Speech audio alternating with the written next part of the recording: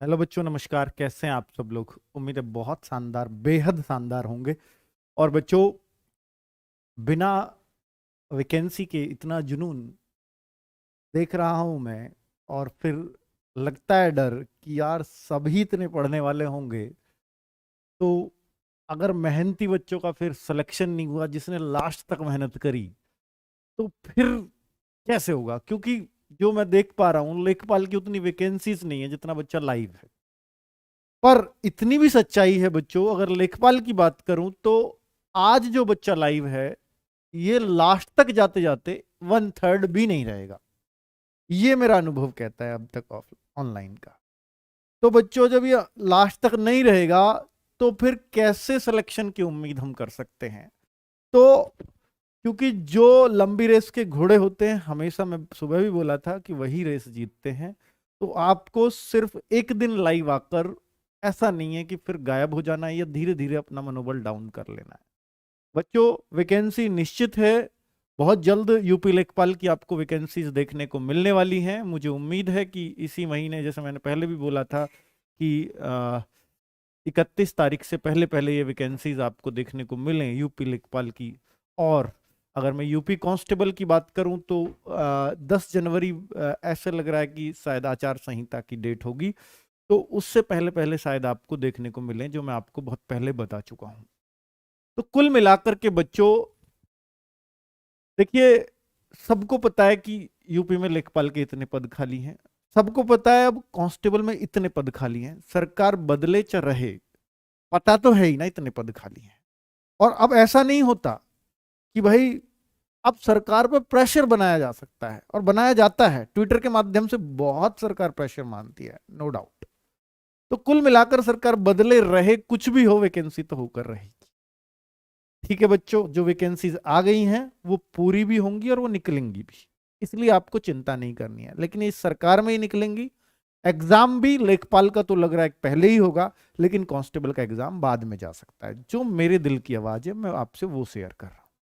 ठीक है, चलिए। तो कुल मिलाकर के बच्चों, हाँ, अब बहुत सारे बच्चों को होगा, सर आज आपने चैप्टर डेमो 1 में वर्णमाला लिया, वर्णमाला तो लेखपाल में है ही नहीं। अभी मैं आपके इस डाउट को क्लियर करूंगा बच्चों, और मैं ये भी बताऊंगा कि 2 क्वेश्चन लेखपाल में वर्णमाला से पूछे गए थे पहले 2015 में।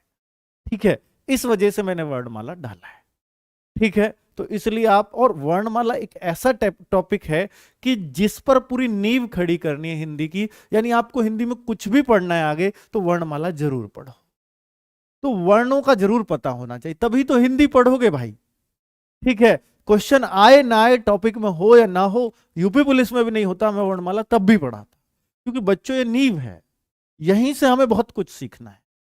ठीक है, क्या कबूतर का ज्ञान नहीं तो हिंदी पढ़ कैसे सकते हो किताब? तो वही क्या कबूतर सिखाना है आपको। चलिए, तो कुल मिलाकर के बच्चों, ये एक टॉपिक है जो बहुत जबरदस्त है, बहुत इंटरेस्टिंग है, और बहुत आसानी से आपको करना भी है। मैं इसको 2 पार्ट में कराऊंगा, डेमो 1 और डेमो 2 में। वर्णमाला से कोई क्वेश्चन कितना भी गहराई से पूछे बचेगा नहीं, ये मेरा वादा है आपसे। ठीक है बच्चों, तो अभी मैं आपको शेयर करता हूं कि सिलेबस क्या है।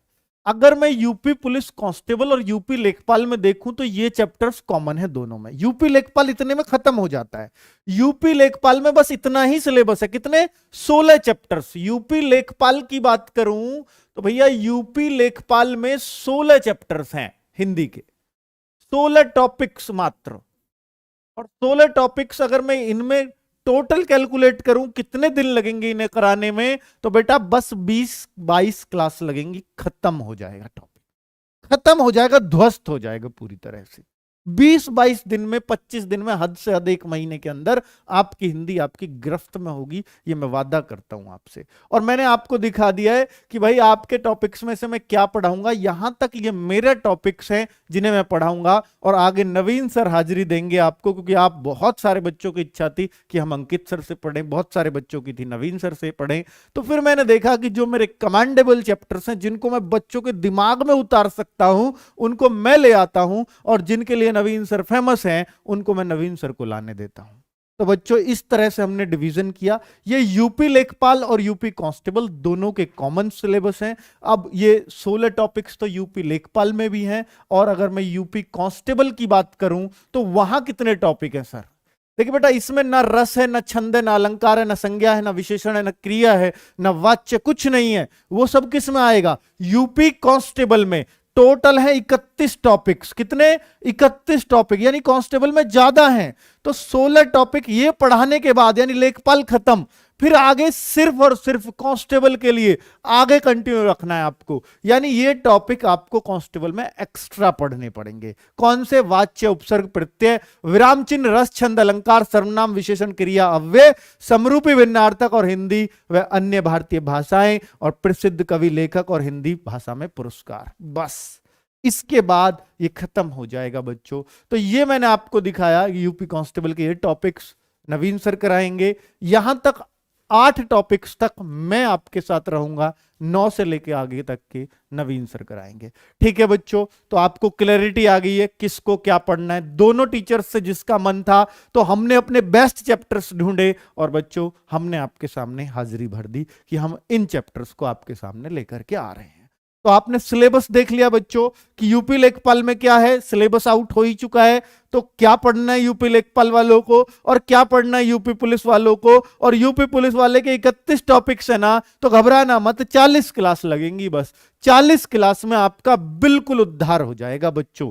40 क्लास आपका सिलेबस पूरी तरह से ध्वस्त कर देंगी, और आप एक एक चीज बहुत अच्छे से एग्जाम में करके आओगे। 37/37 आप हिंदी करके आओ, इसका हम पूरा पूरा इंतजाम करेंगे बच्चों। ठीक है, 37 क्वेश्चन आते हैं आपके हिंदी के। ऐसे बहुत सारे बच्चे हैं जो 49,568, 41,520 में जो पूरी 37/37 करके आए हैं। ठीक है बच्चों, चलिए। और इसमें सबसे अच्छी बात है कि लेखपाल में साहित्य का पार्ट 0 है। साहित्य है ही नहीं, लेखक पुरस्कार पढ़ना ही नहीं है। कितनी अच्छी बात है, इससे ही तो डरता है बच्चा। यहां है, यहां सिर्फ क्या है, प्रसिद्ध कवि लेखक की प्रसिद्ध रचनाएं, प्रसिद्ध रचनाएं हैं बच्चों, और हिंदी भाषा में पुरस्कार। ठीक है, तो प्रसिद्ध रचना और प्रसिद्ध कवियों की, तो इसलिए बहुत ज्यादा नहीं पढ़ना, सिर्फ प्रसिद्ध कवि और उनकी भी प्रसिद्ध रचनाएं। एक कवि ने 300 रचना करी है, तो उनकी सिर्फ फेमस, सारी नहीं। तो ठीक है बच्चों, पूरा हमने आपका जिस तरह से हो सकता है उस तरह से सिलेबस डिवाइड किया है, और बहुत अच्छे से किया है। सर मुझे बैच लेना है, कुछ बताइए। बेटा उस दिन से ही बता रहे हैं, अब यहां नहीं बताऊंगा। बैच लेना है, आप हमें ढूंढो, हमारा नंबर ढूंढो, सब कुछ मिल जाएगा आपको।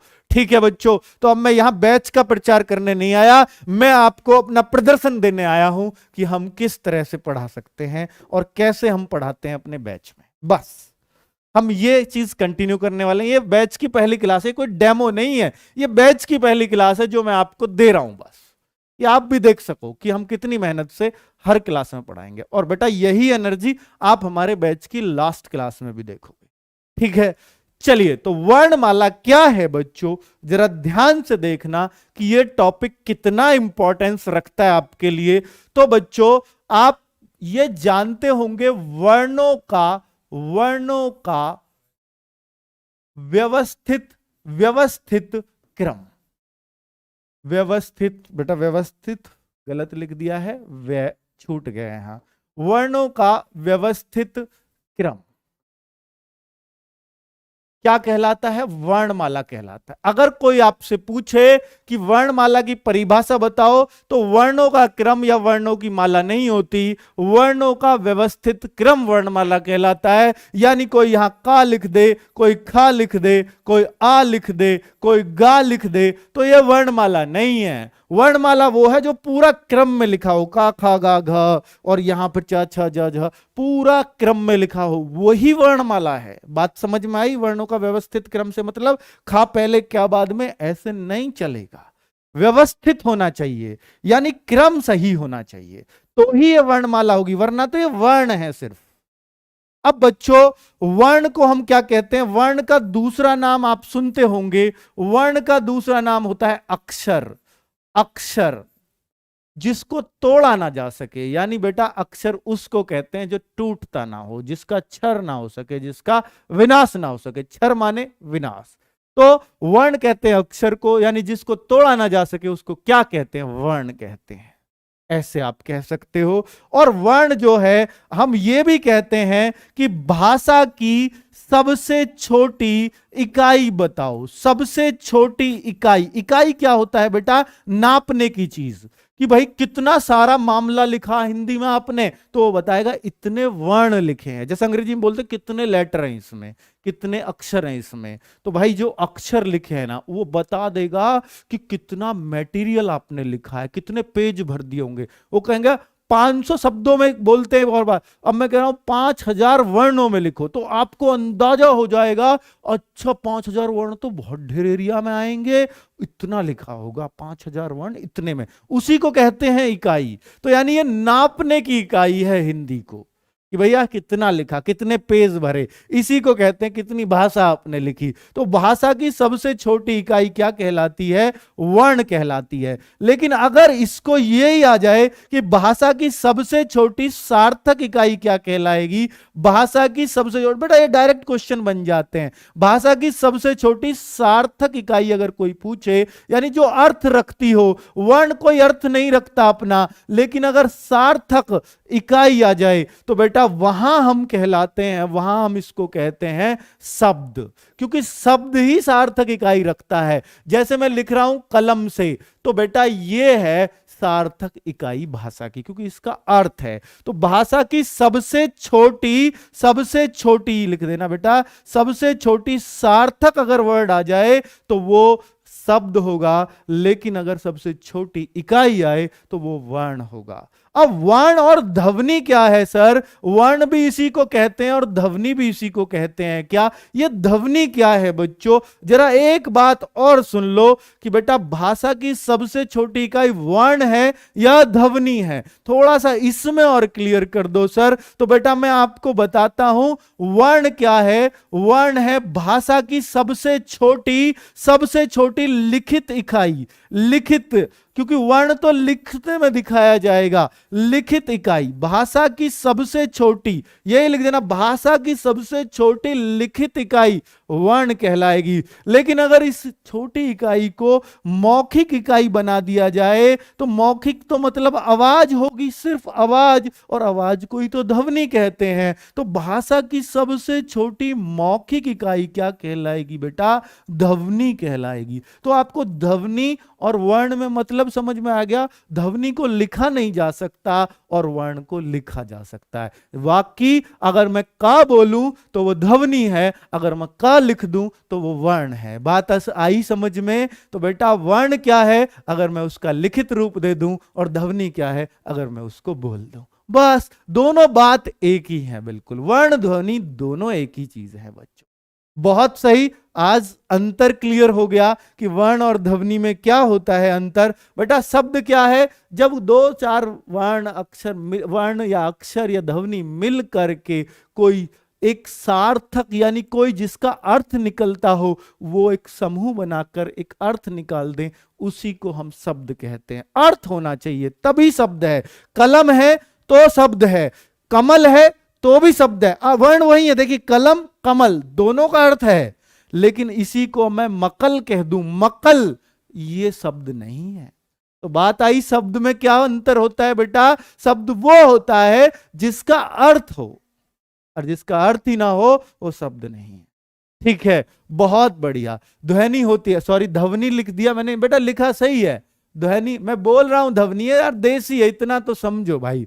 ठीक है, ध्वनि नहीं होती, मुझे भी पता है भाई, मुझे भी पता है। चलो बहुत बढ़िया बालक हो तुम, इसका मतलब सही देख रहे हो, सही जा रहे हो। और बेटा वर्ण के भेद अगर कोई पूछे तो मैंने आपको अब यहां से पढ़ाना है, यहीं से आपको पूछा जाएगा क्वेश्चन, यहीं से आपका बनेगा। वर्ण का भेद बेटा यूपी पुलिस में पूछा जा चुका है 49,568 में, कि वर्ण के भेद बताओ। वर्ण के कितने भेद हैं? तो बेटा वर्ण के दो ही भेद हैं, जिसका पहला भेद है स्वर और दूसरा भेद है व्यंजन। स्वर और व्यंजन। स्वर और व्यंजन। ध्यान दीजिए, वर्ण के भेद कितने होते हैं, परिभाषा समझ ली, सब कुछ समझ आ गया, वर्ण से जो क्वेश्चन बन सकते थे। अब हम सिर्फ स्वर और व्यंजन की बात करेंगे। बेटा 13,000 पार कर दिए। जस्ट एक शेयर अगर आप कर सकते हो, जोर ना पड़े, उंगली ना दुखे तो कर देना, वरना तो आपका भाई इतना प्यार दे दिया तो कोई दिक्कत ही नहीं है बच्चों, इतने से भी बहुत अच्छा काम चलेगा। चलो ये पच जाएगा हमारे, कोई दिक्कत नहीं है। तो देखो बेटा, स्वर की अगर मैं बात करूं, जो वर्ण, देखिए वर्ण तो आप समझ गए हैं, तो जो भी वर्ण स्वतंत्र रूप से बोले जाए, स्वर की परिभाषा देख लीजिए, जो भी वर्ण स्वतंत्र रूप से बोले जाएंगे, स्वतंत्र रूप से बोले जाएं, वो क्या कहलाएंगे बच्चों, वो कहलाएंगे आपके स्वर। और जो भी वर्ण स्वरों की सहायता से बोले जाएं, स्वरों की सहायता कैसे होती है सर, अभी बताऊंगा बच्चों, सहायता से बोले जाएं, उन्हें हम क्या कहते हैं, व्यंजन कहते हैं। बात समझ में आई बच्चों, अंग्रेजी के वॉवेल हैं और ये अंग्रेजी के कॉन्सोनेंट हैं। जो भी वर्ण स्वतंत्र रूप से बोले जाएंगे वो क्या कहलाएंगे, स्वर। वर्ण के कितने भेद हैं, आप कहोगे 2 भेद हैं। यही क्वेश्चन पूछा था, कितने भेद हैं, तो आप कहोगे 2। क्या, स्वर और व्यंजन। स्वर क्या होते हैं, जो भी वर्ण स्वतंत्र रूप से बोले जाएं, और व्यंजन क्या होते हैं, जो भी वर्ण स्वरों की सहायता से, यानी इनकी सहायता उसमें जरूर होगी, इनमें कोई सहायता की जरूरत नहीं है। अभी सारी चीजें बच्चे हम बहुत विस्तार से सीखेंगे। मैं आपको बताता हूं कैसे ये सहायता से बोलते हैं। जैसे कि ये है व्यंजन, जैसे ये है एक व्यंजन, जैसे मैं और एक व्यंजन लिख दूं, जैसे मैं और एक व्यंजन लिख दूं, ये जो सारे व्यंजन है ना बच्चों, इसको हम बोलते कै। कै बोल के देखो, कै, ये खे, खा बोलते हैं, बहुत ज्यादा पढ़े लिखे खा, है ना, पर हम तो देसी है ना भाई, तो इसलिए हम कै ही बोलेंगे इसको। अब जब कै बोलेंगे तो भाई, जब कै बोल रहा है ना, कै, ए बोल रहा है ना बाद में, तो जो ए बोल रहा है ना बच्चों, वो ऐसे रहेगा, और जो कै है ना, इसमें हलंत लगाएंगे जरूर। बेटा ये हलंत जरूर लगेगा, क्योंकि ये ध्वनि ज्यादा किसकी बोल रही है, ए की, क। कै, तो कै की आवाज बहुत कम है, अर्थात आधी सी है, ए की ज्यादा है। तो कोई भी जो भी व्यंजन होगा ना, वो स्वर पे ही खत्म हो रहा होगा, यानी ये स्वर की सहायता से ही बोलते हैं। खे भी किसकी सहायता से, खे, तो बेटा ए इसमें भी बोल रहा है।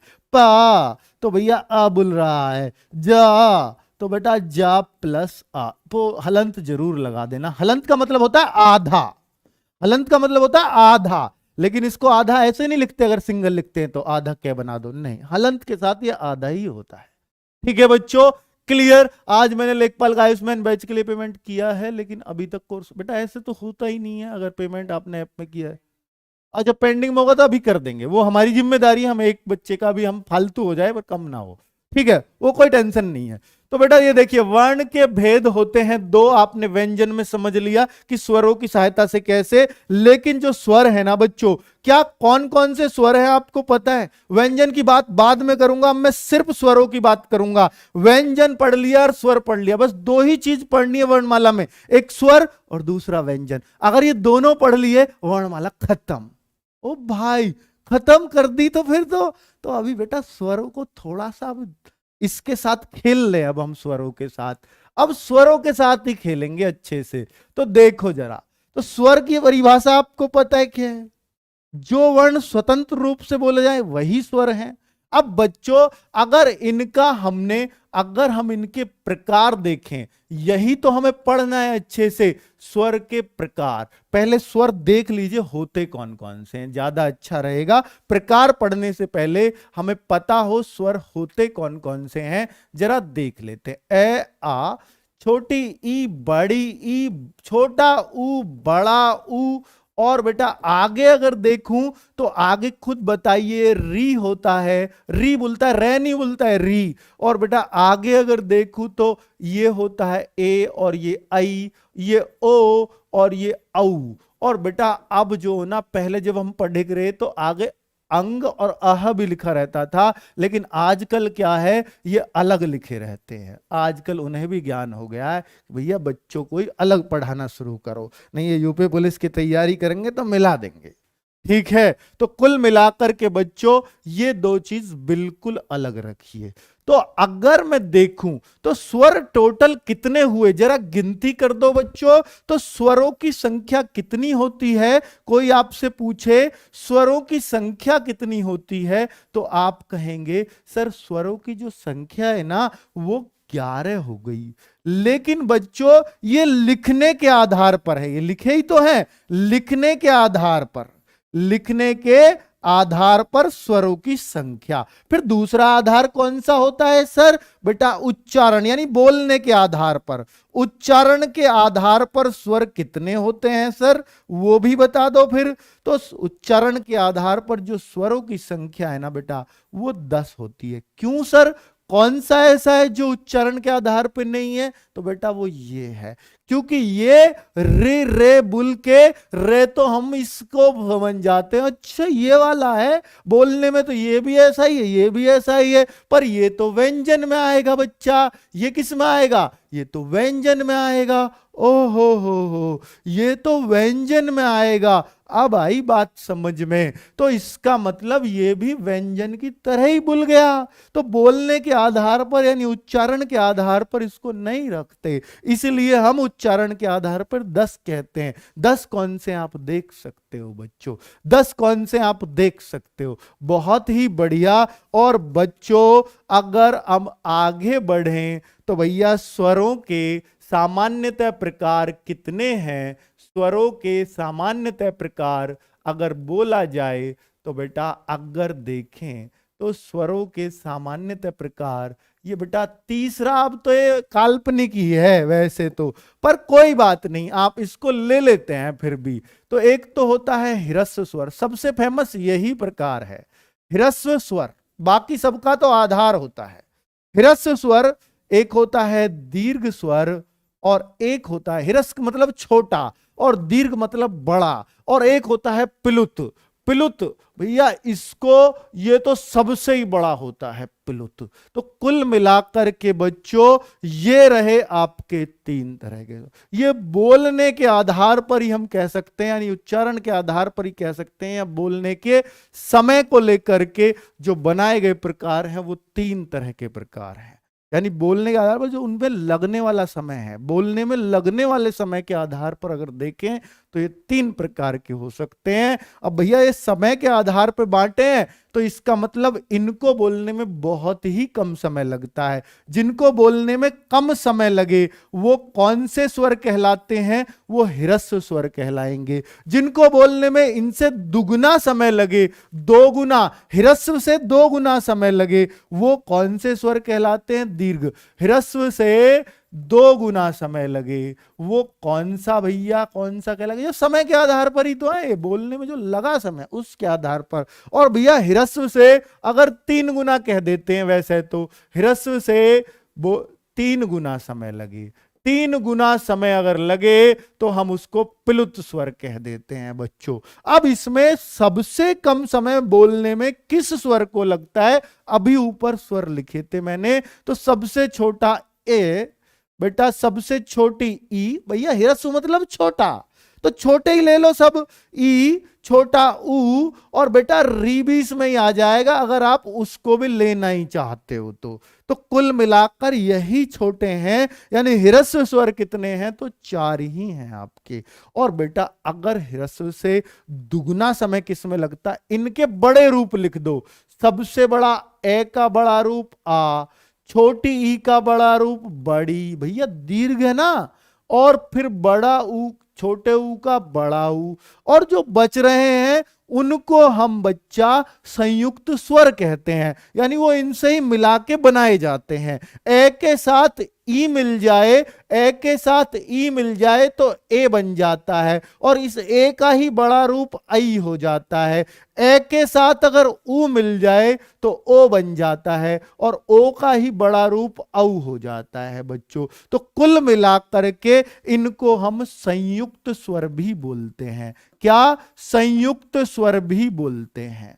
अगर कोई बोलना चाहे तो ये संयुक्त स्वर भी है, लेकिन ये दीर्घ स्वर के अंतर्गत भी आते हैं। कोई पूछे कि दीर्घ स्वर कितने होते हैं, 7। कोई पूछे ह्रस्व स्वर कितने होते हैं, 4। गुरुजी इसके लिए कुछ छोड़ा भी है तुमने, इसलिए कई बार 2 ही तरह के स्वर मान लिए हैं। अब ये कल्पनाओं में है। कल्पनाओं में कैसे? कि जो ऐसे स्वर हों। डाउट ग्रुप कब स्टार्ट होगा बेटा? आज से ही होगा, 8 से 10 बजे। ठीक है। अगर जो बच्चा ये देखे पिलुत स्वर के लिए, तो पिलुत स्वर के लिए बच्चा अगर सुनना ही चाहते हो, ऐसा एक भी स्वर बताओ जो पिलुत होता हो। तो मैं बताता हूं बच्चों, ध्यान से सुनना। पिलुत स्वर क्या होता है? पिलुत होता है बच्चा, पिलुत स्वर होता है, यानी अगर ऐसे बोला जाए किसी चीज को, किसी ध्वनि को खींचकर, ध्वनि तो है, ध्वनि को खींचकर बोला जाए, जैसे ओम। अब क्यों, मैं तो इसमें व्यंजन आ गया। अरे छोड़ो ना, तुम जो खींच के बोला वही स्वर है। ओम राम राधा, किसी भी चीज को खींच के बोल दो, सब प्लुत स्वर में आ जाएगा, क्योंकि आपने आ खींचा, ओम में ओ खींचा, ओ खींचा तो ओ तो स्वर ही था। तो जो आपने खींचा है ना, उसी को हम क्या कह देते हैं, प्लुत। ओ खिंचाना इसमें, तो खींचने वाले को ऐसे देखो डिनोट किया जाता है, ऐसे ऐसे। इसका मतलब आपने ये खींच दिया, ओम। और बेटा राम को अगर खींचना, आ का डंडा ही तो खींचा, तो इसके बाद आ का डंडा खींचते जा रहे हो, राम। राधा में खींचना, राधा, तो आ के डंडे को, ये कहलाते हैं प्लुत स्वर। ठीक है बच्चों, तो आपको एकदम क्लैरिटी आ गई है, क्या ह्रस्व है, क्या दीर्घ है, क्या संयुक्त है। अब जो संयुक्त है, अब संयुक्त है तो संयुक्त क्यों है? क्योंकि वो किसी के संयोग से बना है। तो ये भी क्वेश्चन बन जाता है, ए किसके संयोग से बना है? तो बेटा ए के और ई के संयोग से। ये संधि में भी बड़ी काम आने वाली चीज है। और अगर मैं देखूं बेटा, अगर मैं देखूं तो इसका ही जो दूसरा है ओ, ये किसके सहयोग से? ए तो सब में है, ए के साथ अगर ऊ मिला दें, खुद बोल के देखो, ए ऊ औ, ए ऊ औ, और यहां ए ई आई आई आ रहा है ना, अपने आप बोलने में अपने आप ही दिख जाएगा कि ई किसके साथ मिले तो क्या बनेगा और ऊ किसके साथ मिले तो क्या बनेगा। अब इसका बड़ा रूप क्या? आई। अब जब आई बनेगा तो ए तो यहां भी रहेगा, लेकिन ये ए के साथ ये मिल जाएगा, तो इसका बड़ा रूप बन जाएगा, ये बन गया। और इसका बड़ा रूप क्या? औ, 2 मात्रा। तो बेटा ए के साथ अगर ये मिल जाए तो औ बन जाता है। तो ये लीजिए, अब बच्चा ए की जगह ए का बड़ा रूप भी लगा सकते हो, अर्थात आ भी इनके साथ मिल जाएगा तो भी यही बनेगा। ठीक है, क्लैरिटी आ गई कि संयुक्त स्वर हैं, तो ये संयुक्त किस किस के मिलने से बनता है। बहुत ही सही। ठीक है सर, नीरज सर कौन सा टॉपिक पढ़ाएंगे? बेटा बता दिया जाएगा आपको, 1 तारीख से वो पढ़ाएंगे, वो बता दिया जाएगा, वो यूट्यूब पर रहेंगे फ्री ऑफ कॉस्ट।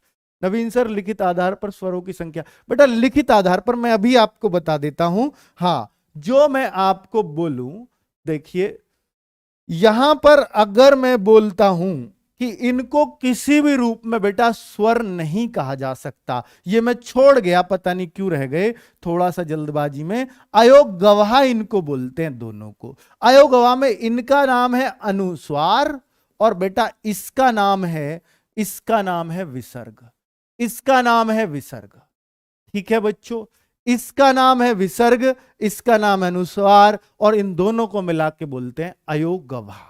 तो ये अगर कोई पूछे अयोग गवाह क्या है, तो अयोग गवाह ये दोनों है। अनुस्वार क्या है? ये अंकी बिंदी, कहीं भी अंकी बिंदी मिले, जैसे मैं अंकित लिखूं, जैसे मैं पंकज लिखूं, तो आप कहो जी अंक में तो पूरा आ रहा अंकित में तो ये, लेकिन पंकज में सिर्फ अंकी बिंदी आ रही है, तो भी अनुस्वार ही है वो। ये मत सोचना ए के ऊपर बिंदी आएगी तो ही अनुस्वार है, नहीं, पै के ऊपर भी आएगी, क्योंकि पै में भी तो ए ही आ रहा है ना बाद में, पै पंग पंकज, तो वहां भी अनुस्वार ही होगा, और ये अह विसर्ग कहलाता है। क्लैरिटी है? बहुत सही। तो बेटा इनको किसी भी रूप में, ना लिखित आधार पर ना उच्चारण के आधार पर, इनको स्वर मान ही नहीं सकते। ठीक है, लेकिन वर्णों में कह सकते हो इसको, ये टोटल 13 वर्ण हो गए। बस वर्णमाला में टोटल वर्ण कितने, उसकी बात मैं आगे करूंगा, तो वो कैसे बोलेंगे जब व्यंजन पढ़ा रहा हूंगा। ठीक है बच्चों, चलिए बहुत बढ़िया। अब मैं आगे बात करता हूं बच्चों कि ये आपने पढ़ा कि संयुक्त स्वर, दीर्घ स्वर, ह्रस्व स्वर, सब कुछ आपको समझ में आ रहा है, संख्या भी आपको पता चल रही है। ये आपने सामान्य बोलने के लगने साले समय के आधार पर किया है। अब मैं करता हूं बेटा जीभ के आधार पर इनका वर्गीकरण। जीभ के आधार पर स्वरों का वर्गीकरण।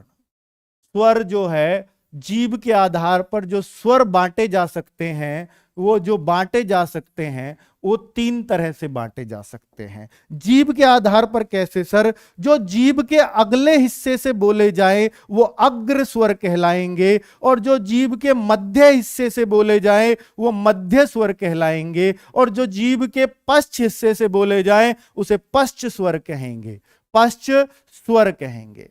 अब बच्चों ये स्वर की बात चल रही है बच्चों, अग्र स्वर कौन से हैं, मध्य कौन से हैं, पश्च कौन से हैं, सब कुछ आपको 10 स्वरों से करना है बच्चों। 10 कौन से, री भी हटा दो, उन 10 स्वरों को यहां रखना है। एक आगत स्वर भी होता है, कोई पूछे कि आगत स्वर कौन सा, ये ये आगत स्वर है, ये लिख लेना बस, कहीं इतना कर लेना कि ये आगत स्वर क्या है। ये आगत कहां से आया है, ये अंग्रेजी भाषा से आया है। कहां से बेटा? आगत उसको कहते हैं जो हमारी भाषा में कहीं और से आया हो। अंग्रेजी से कैसे आया है सर? ये बेटा हम जैसे बोलते हैं डॉक्टर, तो डॉक्टर, तो यहां डॉक्टर बोलते हैं बहुत सारे लोग, डॉक्टर गलत है, वो डॉक्टर, ये अंकी बिंदी नहीं है बच्चों, ये बोला जाता है डॉक्टर, क्योंकि ये अंग्रेजी में जो ओ है ना उसी से आया है बच्चों, डॉक्टर, ये आया है, ये सीधा ओ उठ के आ गया यहां पे, तो ये अंग्रेजी का ही वर्ड था।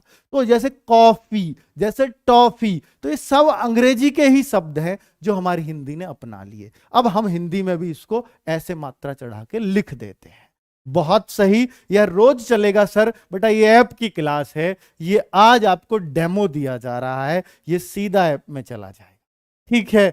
और 2 दिन और डेमो चलेगा। और बताओ, वर्णमाला तो मैं पूरा ही फ्री में पढ़ा रहा हूं आप। चलो, तो कुल मिलाकर के बच्चों अब मैं आपको दिखाना चाह रहा हूं कि भैया अग्र स्वर कौन से होते हैं। बेटा मैंने कितने आसान तरीके से याद किए, मैं उसी आसान तरीके से आपको याद कराऊंगा, ठीक है।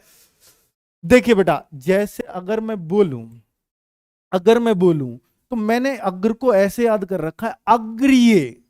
जैसे बेटा अग्रीय, जहां भी अग्र आ जाए समझ आओ अग्रीय, तो आपको अग्रीय बोलना है, इसको अग्रीय याद रख लेना, आपका काम हो जाएगा। अग्रीय से कैसे याद करेंगे बेटा? अग्र में 2 चीज फालतू हो गई, एक तो ई और एक बड़ी। बेटा ये मैं ही सिखाता हूं इस तरीके से आपको, शायद कहीं नहीं सिखाएगा कोई पूरे यूट्यूब पर। अग्रीय में याद रखना है तो छोटी बड़ी, क्योंकि ई आ गई तो ई के तो दोनों रूप आएंगे। अब बेटा ए आ गया तो ए के भी दोनों रूप, एक का छोटा रूप, एक का बड़ा रूप। तो अब अगर कोई पूछे आपसे अग्र स्वर कौन से होते हैं, जी ये रे 4, क्लैरिटी है, ठीक है। अब मैं मध्य स्वर की कोई बात करेगा, बेटा अग्र स्वर क्यों है? जो स्वर जीभ के अगले हिस्से से बोले जाएं, क्योंकि हम जीभ के हिस्से पे बांट रहे हैं, जीभ के अगले हिस्से से बोले जाने वाले स्वर। अगले हिस्से से बोल के देख लो, या अगले हिस्से से ही बोलेंगे, अगले हिस्से से बोले जाने वाले स्वर, बिल्कुल भी जोर नहीं पड़ेगा इन बोलने में, बोले जाने वाले स्वर। बोल के दिखाऊं? अरे खुद बोल लो ना। ई, ऐसा लग रहा है यहीं रखा, ई ए आई, बेटा ऐसे रखा, यहीं से फेंक रहे हो बाहर को, तो ए ई आई, ये कितना आसान है, अग्र। अब बेटा मध्य की बात करूं, जीभ के मध्य के हिस्से से, मध्य जीभ के, उससे सिर्फ एक ही वर्ण है, मध्य से सिर्फ एक ही है, याद रख लेना। एक तो सभी याद रख सकते हैं, वो है ए, सबसे पहला वर्ण मध्य से बोलता है ए। तो आपको लग रहा है ये आगे से नहीं, ए तो आगे से बोलेगा ही नहीं, ए बंद करके देखो, ए थोड़ा सा मुंह खोलना पड़ रहा है, यानी थोड़ा सा जोर लगाना पड़ रहा है। तो जीभ के मध्य हिस्से से अगर बोला जाएगा तो वो ए कहलाएगा। अगर बेटा पश्च हिस्से की बात करूं तो बाकी जो 5 स्वर बच गए, 4 ये रे 1 ये रहा, बता सकते हो ना 4 कौन से बच गए बेटा? नहीं 5 बच गए, तो वो 5 कौन कौन से बच गए? आ बच गया बेटा, ई तो आ गया, दोनों ऊ बेचारे बच गए अभी, और बेटा और क्या बच गया, अब दोनों ओ बच गए बेचारे, तो वो दोनों ओ भी यहां आ जाएंगे। अगर आपको आगत भी लिखना है तो इसमें लिख देना, जो जहां ये ऐसे आते हैं वहीं आ जाता है बेचारा। तो कुल मिलाकर के तो नोट्स मिलेगा बेटा, सब कुछ परिभाषा परिभाषा प्रिंसी बनाएगी लड़की, कौन सी बना रही है नोट्स, परिभाषा पूरी लिखना जो मैं बोल रहा हूं, ठीक है। बच्चों को इतनी सी भी दिक्कत नहीं होनी चाहिए बेटा, इसकी जिम्मेदारी हम लेंगे, नोट्स बहुत शानदार मिलेंगे। चलिए, तो बहुत बढ़िया। तो सर आपने पहले सार्थक इकाई वाक्य बताइए। बेटा भाषा की सार्थक इकाई वाक्य भी हो सकती है एक सेंस में, नो डाउट, ठीक है, लेकिन सबसे छोटी इकाई, सबसे छोटी नहीं बताई होगी। भाषा की सार्थक इकाई वाक्य है, लेकिन भाषा की सबसे छोटी सार्थक इकाई शब्द है। क्लियर, बहुत सही। चलो, और वाक्य की भी अगर कोई वाक्य की सार्थक इकाई पूछे तो भी शब्द है। क्या बढ़िया यार, लॉजिक है भाई बात में। तो कुल मिलाकर के अब आप अग्र पश्च मध्य खुद कर पाओगे नहीं बेटा, अग्रीय बोलना है बस एक बार, ये दो चीज आ गई खत्म, मध्य में एक याद रखना ए, और फिर बचे कुछ है यहां डाल दो। तो बेटा जीव के आधार पर क्लियर। क्या मैं अगले पेज पे जा सकता हूं, एक और आधार बना सकता हूं, अगर आप कह दो तो, इजाजत हो तो, इजाजत हो तो बेटा देखो, मुख खुलने के आधार पर, ये मेरी अपनी ट्रिक है बच्चों जिससे मैंने खुद याद रख रखे हैं। मुख खुलने के आधार पर, मुख खुलने के आधार पर स्वरों का वर्गीकरण लिख देना, स्वरों का वर्गीकरण। तो बेटा स्वरों का वर्गीकरण, वर्गीकरण मतलब बांटना, तो बेटा ये चार प्रकार से बांट सकते हैं। और फिर से याद रखना पड़ेगा इतना, बेटा कुछ नहीं है, सब यही याद होगा आपको। देखो, मुख खुलने के आधार पर, जिसमें मुख बंद हो, ये बंद मुख से ही भूल जाएंगे, अभी दिखाऊंगा बोल के भी, संवृत स्वर, संवृत स्वर। और जिनमें मुख आधा बंद हो, अर्ध संवृत स्वर, अर्ध संवृत स्वर, अर्ध संवृत स्वर। और जिनमें मुंह पूरा खुल जाए, विवृत स्वर, विवृत स्वर। और जिनमें मुख आधा खुले, फिर तो एक ही बात हो गई, नहीं नहीं, इसमें आधा बंद हो, बस ऐसे ही रटना है, चाहे मतलब एक ही है, पर इसमें बंद है, संवृत मतलब बंद और विवृत मतलब खुला, बस। जिनमें आधा खुला हो, अर्ध विवृत। तो बेटा मुख खुलने के आधार पर और बंद होने के आधार पर ये वर्गीकरण है।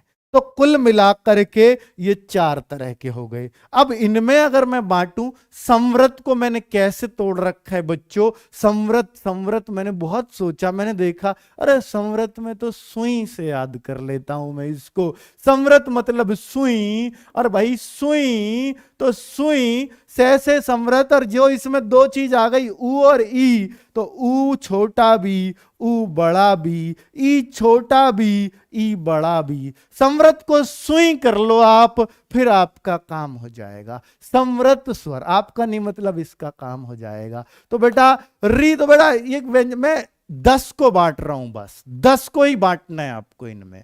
चलिए, अगर मैं आगे अर्ध संवृत की बात करूं, क्योंकि उच्चारण के आधार पर 10 है, री तो एक व्यंजन का प्रकार है, ठीक है। चलिए, ये वाला जो री है, बस इतना जान लो कि ये री कहां यूज होता है। अगर किसी हम शब्द में देखें तो जहां भी ये वाली मात्रा मिलेगी ना आपको, कृपा, ये वाली जो मात्रा है, ये वाली इसी री की मात्रा होगी, क्योंकि स्वरों की क्या चढ़ती है, मात्राएं। कोई भी स्वर सबकी क्या होती है, मात्राएं। तो इस री की क्या चढ़ रही है, मात्राएं, क्योंकि इसकी मात्रा चढ़ती है इसलिए इसको किस में रख दिया, स्वरों में, ठीक है, क्योंकि जिनकी मात्राएं चढ़ती है वही तो स्वर है।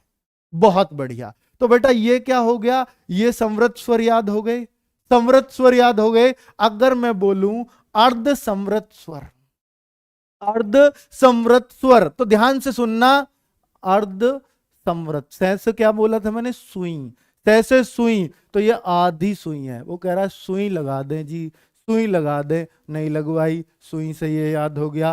वो कह रहा आधी तो सुई है, थोड़ी सी लगवा लो आधी।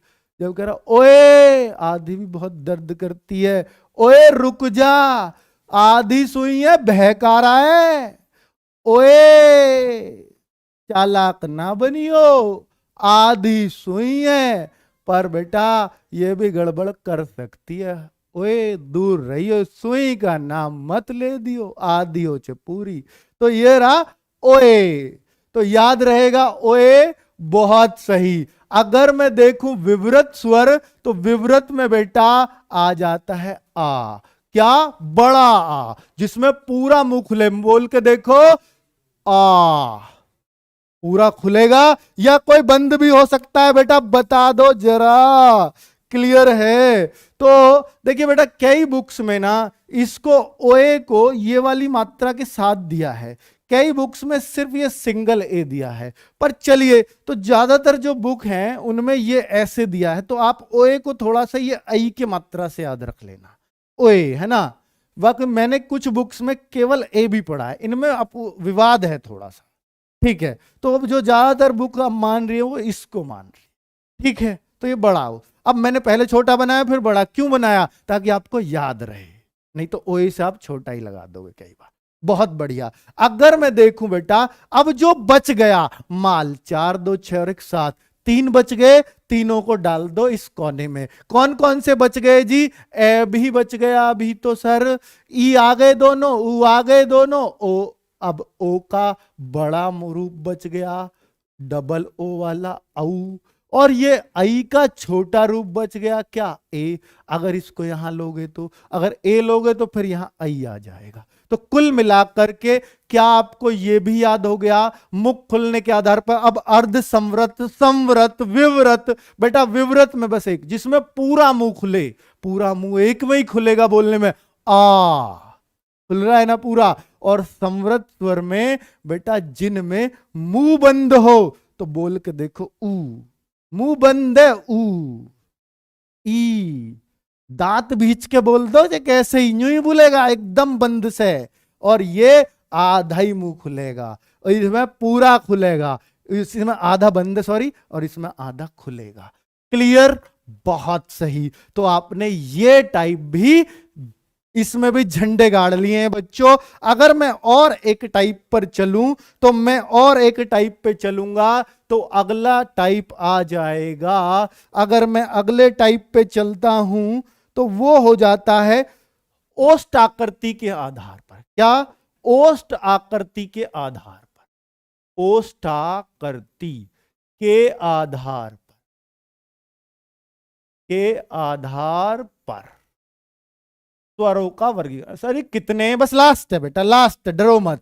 4 तरह से बांट दिए, इतना कर दिया बेटा कि अब एग्जाम में क्वेश्चन दूर चला जाए भला तुमसे, ऐसा कभी हो ही नहीं सकता।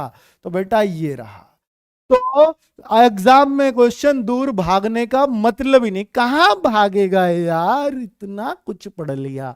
तो स्वरों के प्रकार, तो बेटा यहां हम बोलते हैं, एक तो वृत्तमुखी, जैसे मुंह खुलने के आधार पर, वो सॉरी ओष्ठाकृति के आधार पर अभी सिखाऊंगा, वृत्तमुखी और आवृत्तमुखी। आवृत्तमुखी तो बेटा जिनमें, जिनको बोलने पर, जिनको बोलने पर, ओष्ठ है ना, ओष्ठ मतलब होठ, जिनको बोलने पर होठ वृत्त बना दे, वृत्त गोल गोल हो जाए, गोल गोल, उनको कहते हैं वृत्तमुखी स्वर। और जिनको बोलने पर होठ गोल ना हो, तो अवृत्त स्वर हो गए, आवृत्त स्वर, आवृत्तमुखी। यानी मुख गोल हो जाए, मुख वृत्त बन जाए, तो वो क्या कहलाएंगे? वो आएंगे इसमें। तो ऐसे कौन से? सिर्फ 4 हैं वृत्तमुखी, जो मुंह को गोल कर देंगे। बोल के देखो, ऊ, होठ पे देखो उंगली फिरा के, ऊ दोनों ही बोल लो। अब ओ, ओ बेटा, और जो आगत है ओ, वो भी इसमें ही आ जाएगा, है ना। तो कुल मिलाकर के 4 ही ले लो, आगत को तो हम ले ही कहां रहे हैं बेचारे को। तो ऊ, ओ और औ, ये 4 किस में आ जाएंगे? वृत्तमुखी में। अब तो डर ही नहीं है बच्चों, खत्म कर दिया। और बाकी जो बच गया माल, यहां डाल दो। अजी ना बन रहा बेटा, होठ चेक करवा ले, शायद डिफेक्ट हो थोड़ा सा, हमारा तो बन के दिखा रहे हैं हम तो आपको, ठीक है बेटा। अब इसमें क्या बताऊं तुम्हें यार, नहीं बन रहा, वह पास आके बनाऊंगा क्या? ई, ई, और फिर क्या बन जाता है बच्चों? ए, आई। कोई और भी रह गया क्या? भूला बिछड़ा, 3 भूल चूक लेन देनी, 3 3 6 और 4 10 बेटा हो गए, पूरे पूरे हो गए। तो कुल मिलाकर के हमने देखा स्वरों के सारे प्रकारों को बच्चों बिल्कुल जड़ से खत्म कर दिया। अब तो स्वरों में आपको नहीं घूमना है कहीं भी। स्वरों से जो आधारित क्वेश्चन होगा मुझे नहीं लगता अब आप छोड़ेंगे बच्चों। अब मैं व्यंजनों की बात करूंगा, क्योंकि वर्ण 2 प्रकार के थे, एक स्वर, स्वर हमने पढ़ डाला। अब हम व्यंजन पे चलते हैं बच्चों, और व्यंजन क्या है जरा सीखते हैं। व्यंजन क्या है? जो भी वर्ण, बेटा व्यंजन पे आते हैं, स्वर खत्म, व्यंजन पे चलते हैं। बहुत बढ़िया। अब देखो, हाँ कोई और दिक्कत नहीं, बस आ और आहा वो तो बेटा मैंने पहले ही बता दिया, अंग और आहा वो अयोगवाह हैं और उनसे ज्यादा क्वेश्चन आता ही नहीं है। तो कुल मिलाकर के बच्चों अंग और आहा वो सिर्फ अयोगवाह हैं, एक उनमें अनुस्वार है, एक उनमें विसर्ग है। इतना जान लिया, खत्म कर दी उनकी कहानी। इसके अलावा उनके बारे में कुछ नहीं जानना।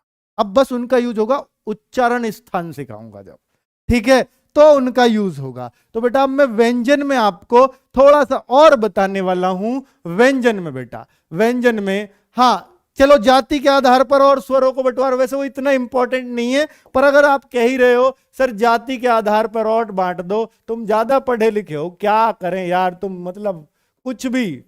बट ये मैंने कहीं देखा नहीं है इसको पूछा जाता हुआ, पर अगर आप कह ही रहे हो तो चलो मैं बांट ही देता हूं। जाति के आधार पर स्वर 2 ही प्रकार के होते हैं, एक सजातीय एक विजातीय। चलो भैया धन्य हो गए, सजातीय विजातीय। अब सजातीय क्या है, विजातीय क्या है? जो एक सी जाति के हैं वो सजातीय है, जो अलग जाति के हैं वो विजातीय हैं। अब आप खुद ही बता दो बच्चों, एक ही जाति के और दूसरी जाति के क्या होंगे? तो इसमें जो ए है, जो आ है, ये एक ही जाति के हैं दोनों। और जैसे बेटा अब ई है, दोनों ई हैं, ये एक ही जाति के हैं दोनों। जैसे ऊ है और ये ऊ है, ये सब एक ही जाति के लगे ना, सजातीय हुए ना, कि देखो 2 का जोड़ा बन रहा है एक सी जाति के। अब जो बच गए वो विजातीय हैं। यानी बच्चों अब आप कहो सर इसका भी तो बड़ा रूप, बड़ा नहीं है बेटा, ये तो बस बनाया है, एक सी शिकल है, लेकिन ये इसका बस जस्ट बड़ा रूप है, ठीक है। तो ये इनको हम बोलते हैं विजातीय। ये जो 4 है ना ये विजातीय माज, बस जो संयुक्त है वो विजातीय। खत्म कर दी, क्योंकि ये 2 अलग अलग व्यंजनों से बने हैं। देखो कैसे, क्यों बोल रहा हूं विजातीय, ए प्लस ई 2 अलग अलग से बन रहे हैं, लेकिन ये जो है, ये जो बन रहा है ए प्लस ए, ई प्लस ई, इनसे ही बन रहा है, इसको डबल करने से बन रहा है, ये इसको डबल करने से नहीं है। ये ए के साथ ई और ये ए के साथ ये मिलेगा तब बनेगा, डबल करने से नया, इसलिए विजातीय। क्लियर? बहुत बढ़िया। चलो हवा मुख और नाक के आधार, बेटा हवा मुख और नाक के आधार पर वो व्यंजन है, मिक्स मत करो, स्वरित नहीं होते हैं, ठीक है। मिक्स मत करो, मिक्स मत करो, नहीं तो रल के यहीं रह जाओगे जैसे अब तक रहे हो। अब आ जाओ व्यंजन। व्यंजन क्या होता है बेटा? व्यंजन होता है, अब मैं व्यंजन पे आऊंगा तब बताऊंगा वो सारी। बहुत बढ़िया बेटा, बता दिया अब तो जाति के आधार पे, बहुत बढ़िया। अब देखिए बेटा, यहां पर अगर मैं व्यंजन की बात करता हूं तो व्यंजन कितने प्रकार के, व्यंजन तो प्रकार तो अपने आप में बहुत सारे मिलेंगे, पर मैं आपको ये समझा देता हूं पहले इसकी परिभाषा क्या है। जो वर्ण, बेटा ऊपर ही बता दिया, जो वर्ण स्वरों की सहायता से बोले जाए, स्वरों की सहायता से बोले जाए, सहायता चाहिए इन्हें, अपना कोई नहीं है, बोले जाए, वो क्या कहलाते हैं? व्यंजन कहलाते हैं। अब व्यंजन को बेटा लिखने का तरीका देख लो, व्यंजन को लिखने का तरीका देख लो और सीख लो, बेटा बहुत काम आएगा। ये सबको सीखना, थोड़ा ज्यादा चमके इसलिए व्हाइट से लिखूंगा।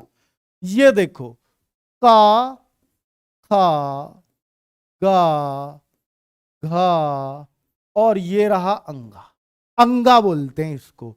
अब आगे देखिए, इसको बोलते हैं पूरा कै वर्ग, का वर्ग। इसको हम ऐसे याद रख सकते हैं, का, देखिए बेटा इसको थोड़ा याद रखने का, वरना तो आप भूलते रहोगे। जिनको नहीं आता लिखना वो ऐसे लिख लें पहले, कचट तप, याद रख लो, कचट तप। जिनको लिखना नहीं आता उनके लिए सिखा रहा हूं, जो कमजोर है लिखने में, कचट तप यानी कै वर्ग, चे वर्ग, ट वर्ग। लिखने का तरीका बेटा आप अगर नहीं लिख पाते हो तो आज से लिखना सीख जाओगे इनको। प वर्ग, इनको वर्ग कह देते हैं। और आगे देखना क वर्ग में आते हैं ये सारे क ख ग घ और अंगा। अब च वर्ग में आते हैं च छ ज झ और आगे आ जाता इया। इया क्या होता है? ऐसे बनता है ये, ऐसे, ठीक है, ऐसे बनता है बच्चों। ट वर्ग में ट की जैसी शिकल के आएंगे, ट ठ ड ढा। तो बेटा देखो ट ठ सारे एक से ही बोलते हैं, ट ठ ड ढा, ड ढा और एक आता है णा। बहुत बढ़िया। और ता वर्ग में देखूंगा तो ता था दा धा और ना। बहुत सही। और पा वर्ग में देखूंगा तो पा फा ब भा और मा। ठीक है बच्चों, इनको हम कहते हैं, ये जो 25 हैं, ये जो 25 हो गए, इनको हम स्पर्श व्यंजन बोलते हैं। क्या? स्पर्श व्यंजन बोलते हैं बच्चों। स्पर्श यानी इनको बोलते समय हमारी जीभ मुख के किसी ना किसी हिस्से को स्पर्श करती है, इसलिए क्या है ये, इसलिए क्या है ये स्पर्श व्यंजन है। और बच्चों अगर आपको बात करूं फर्स्ट सेकंड, इन पे लाइन डाल दो, थर्ड और इन पे फोर्थ और इन पे फिफ्थ। एक कह रहा है बच्चा जी हैप्पी न्यू ईयर पे कुछ छूट देंगे। बेटा हैप्पी न्यू ईयर पे सबकी मिलती होगी, हमारी बंद हो जाएगी उससे कहीं पहले, क्योंकि हैप्पी न्यू ईयर बनाने को ना आपको थोड़ा ज्यादा खर्च, वैसे ही खर्चीले बनते हो, इसलिए फिर छूट क्यों दें, फिर तो ज्यादा लें आपसे गिफ्ट के तौर पे। चलो, तो कुल मिलाकर के ये जो 5वें में आया है ना बच्चों, ये जो 5वें में आया है, इसको हम बोलते हैं, ये जो 5वें हैं इनको हम पंचमाक्षर, पंचमाक्षर, पंचमाक्षर। इनको नासिक्य वर्ण भी बोला जाता है, क्योंकि ये सब नाक से बोले जाते हैं, इसलिए इनको क्या बोलते हैं? नासिक्य वर्ण भी बोलते हैं। क्या? नाक से। देखो अंगा, नाक को बंद करके बोल ही नहीं सकते इनको। इया ना बोल के दिखा दो नाक बंद करके, ने में।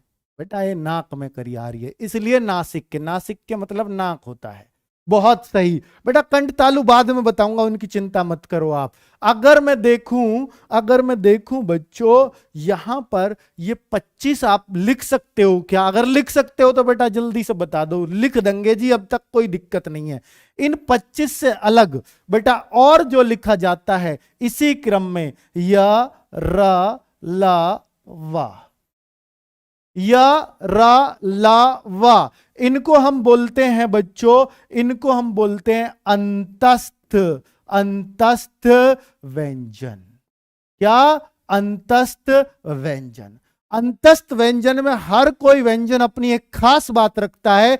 क्या खास बात है सर? वो जैसे ये और वे में एक खास बात होती है बच्चों, इनको हम दोनों को अर्ध स्वर बोलते हैं, क्योंकि ये स्वरों के स्थान पर यूज हो जाते हैं, इसलिए इनको अर्ध स्वर बोलते हैं। कैसे बोलते हैं जरा ध्यान से सुनना। जैसे आप एक शब्द लिखते हैं महिलाएं, महिलाएं, तो बेटा ये आया ना इसकी जगह, तो ये तो व्यंजन है, तो इसकी जगह हम स्वर भी लगा सकते हैं, महिलाएं। ये देखिए लग गया ना बच्चों। तो ये की जगह स्वर, यानी ये स्वर के स्थान पर क्या ये यूज हो सकता है, तो इसीलिए हम कहते हैं स्वर के स्थान पर यूज हो जाएगा तो अर्ध स्वर। ऐसे ही बेटा अगर मैं लिखूं कौवा, तो वे को भी ऐसे ही देखिए कौवा, अगर मैं इसको लिखूंगा तो कौ आ भी बहुत जगह लिखा देखोगे, तो वे किस में बदल गया? ए में, यानी वे के स्थान पर ए भी यूज कर दिया, वो भी करेक्ट है, वो भी करेक्ट है, तो वे भी क्या चला जाएगा?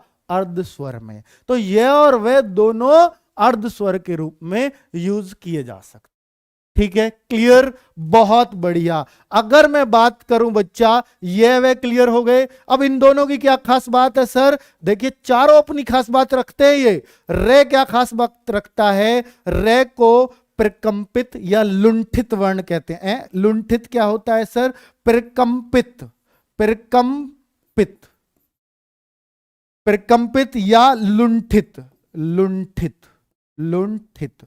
तो बेटा ये दोनों ही नाम इसी के हैं। लुंठित, ये देखिए लुंठ होके आ रहा गुड़मुड़ी खा के रे, तो अब प्रकंपित क्यों? जब इसमें ध्वनि का कंपन हो रहा है, देखो आप बोल के रे, तो बेटा कंपन करके आ रही है कि नहीं, रे कांपती हुई आ रही है अंदर से, तो इसलिए प्रकंपित वर्ण बोलते हैं। प्रकंपित या लुंठित वर्ण इसको बोला जाता है। और एक रह गया बेटा, इसकी भी खास बात हो गई। ले की क्या खास बात है, ये भी लिख दो जो लगे हाथों। ले को बोलते हैं पार्श्विक व्यंजन।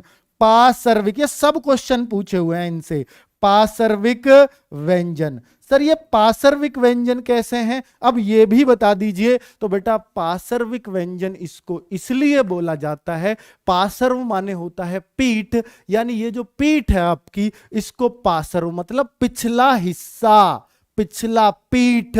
पीठ पार्श्व जो वो है ना, किसका पर्यायवाची है, पीठ का है। तो भैया ये पिछला हिस्सा, पिछला, तो ये जीभ के पिछले हिस्से से बोला जाता है ले। बोल के देखो ले, ले बेटा, जीभ से बोल के देखो ले, तो आपका जो जीभ का पिछला हिस्सा वो दांतों पे लग रहा है जाकर, ले ले, दांतों पे लग रहा है जा जाके बार बार, इसलिए इसको हम पार्श्विक व्यंजन बोलते हैं। क्लियर, अंतस्थ भी क्लियर। और बचा बेटा ऊष्मीय व्यंजन, जरा ऊष्मीय पे आ जाओ, ऊष्मीय पे आ जाओ बच्चा, ऊष्मीय व्यंजन, ऊष्मीय व्यंजन। तो जरा देखो ऊष्मीय व्यंजन कौन कौन से होते हैं। से को लिखने का तरीका देख लो पहले। सबसे पहले ये से लिखा जाएगा, फिर ये से लिखा जाएगा, फिर बेटा आपका ये से लिखा जाता है। बेटा इनका भी क्रम है, कौन सा से पहले लिखा जाता है, ये वाला, फिर ये वाला, फिर ये वाला, फिर ये वाला।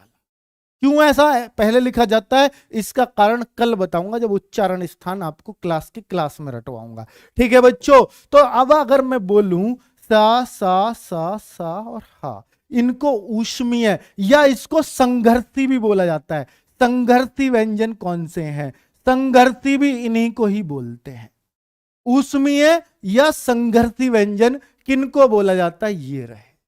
अब बच्चों ये संघर्षी या ऊष्मीय क्यों है, क्योंकि ये अंदर संघर्ष करके आते हैं, संघर्ष लड़के आते हैं क्या किसी से, हाँ ऐसे ही बात है। लड़के आएंगे तो बाहर होकर क्या करेंगे, गर्म होंगे। भैया अंदर किसी से संघर्ष होगा, लड़ाई बाजेगी, तो बाहर आके गर्म ही तो होंगे, गर्म ही तो होंगे। लड़ाई करके आया कोई ठंडा तो आएगा नहीं, अब लड़ाई करके आया गर्म आएगा, इसलिए तो ऊष्मीय नाम है इनका, इसलिए तो ऊष्मा दे रहे हैं। अब आप है को बोल के देखो, है तो गर्म हवा निकलेगी, लड़के आ रहा है बेचारा, संघर्ष करके आ रहा है, तभी घिसट मार मार के उसको गर्म कर दिया गया। बेटा श इनको भी बोल के देखोगे थोड़ा तरीका से, तो हम कह देंगे कि ये भी बेचारे संघर्ष करके गर्म होके आ रहे हैं बाहर।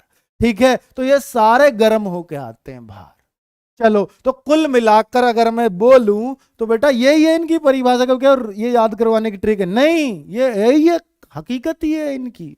तो भाई अगर मैं बोलूं तो टोटल बच्चों, तो टोटल आप एक बात देखो कि कितने व्यंजन होते हैं। अगर कोई आपसे पूछे व्यंजन कितने हैं, तो 25 4 29 4 33 ही व्यंजन है बच्चों।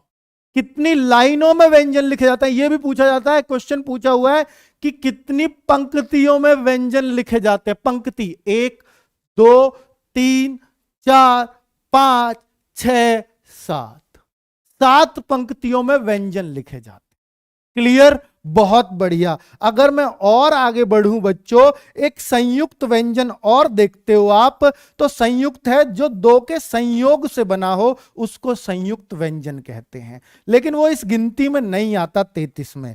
ठीक है बच्चों, तो वो किस गिनती में आता है सर, दिखाता हूं अभी बच्चों, दिखाता हूं अभी आपको। तो वो किस में आता है, अगर आप देखो वो कौन कौन से हैं, ये है स्रा छ त्रा ग, ये 4 संयुक्त व्यंजन बोले जाते हैं।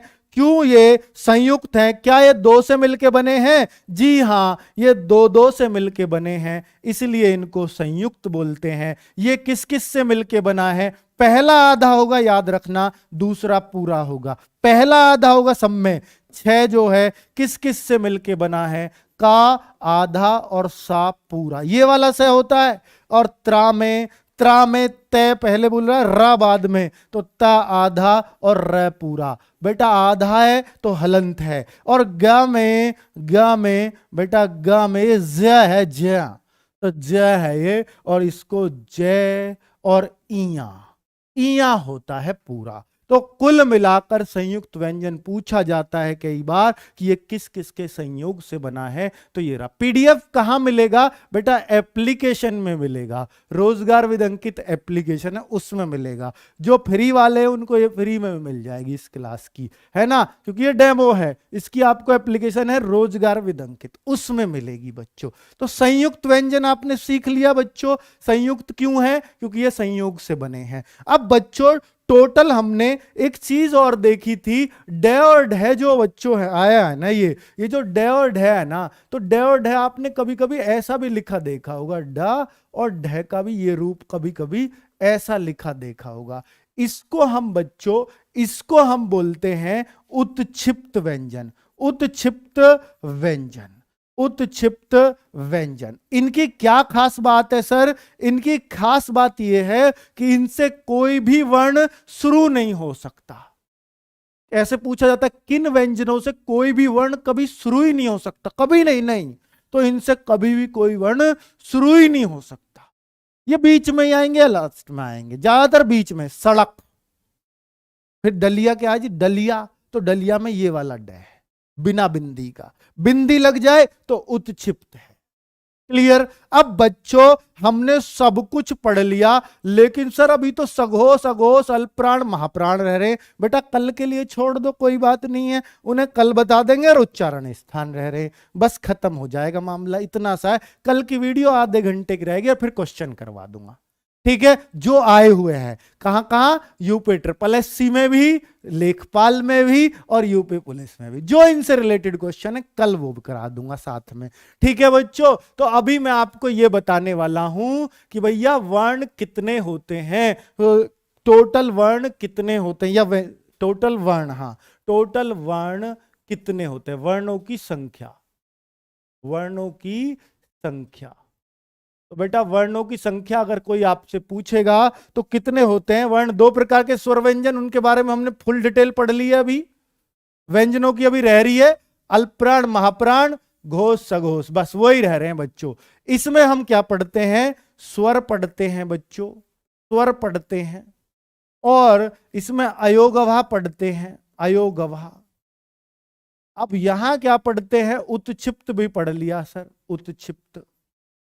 और एक और पढ़ लिया सर, एक और पढ़ लिया अभी, संयुक्त भी पढ़ा था, संयुक्त व्यंजन। और संयुक्त व्यंजन हो गया, उत्क्षिप्त व्यंजन हो गया, और बेटा जितने भी अभी आपने पढ़े थे यानी व्यंजन, व्यंजन खाली सामान्य व्यंजन। तो ये जो है ये टोटल कितने हो गए बच्चों? क्योंकि अब मैं लिखने के आधार पर ही तो पूछूंगा, जब लिखवा ही रहा हूं तो ये 11 री आएगा इसमें, 2 ये हो गए। पूछ रहा वर्णों की संख्या, उत्क्षिप्त कितने थे? 2, अयोगवा कितने थे? 2, स्वर कितने हैं? 11, संयुक्त कितने हैं? 4, और व्यंजन कितने हैं? 33। 33 है ना बच्चों व्यंजन? तो टोटल कितना हो जाता है बच्चों? जरा देखो तो सही, टोटल कितना हो जाता है? इनको जरा देखते हैं, इनको जरा देखते हैं कि कितना हो जाता है। 11 2 13 2 15 4 19, 19 और 33 मिला के कितना हो गया बच्चों? 52 हो गया। इसी को कहते हैं वर्णों की संख्या। कितने वर्ण होते हैं भाई?